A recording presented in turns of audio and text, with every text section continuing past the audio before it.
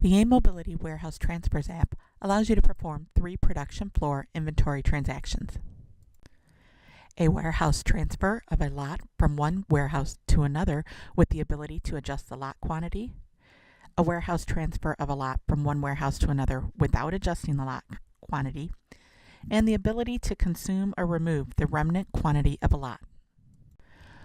Warehouse transfers are required anytime you break full lot control, meaning if you produce in lots but opt to ship without lotted information, or when you need to resolve back flushing of non-lotted components.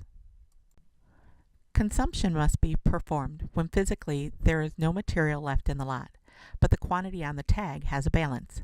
This process will zero out the remaining lot quantity within the system.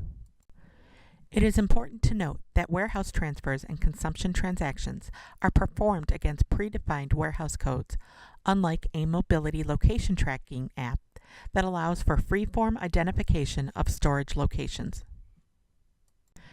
Your finance and accounting staff utilize inventory value reports, which run off warehouse codes, and transactions against those warehouse codes. If you have questions about the A-Mobility Warehouse Transfer and Consumption apps, please contact us at sales@aimcom.com or call 586-439-0300.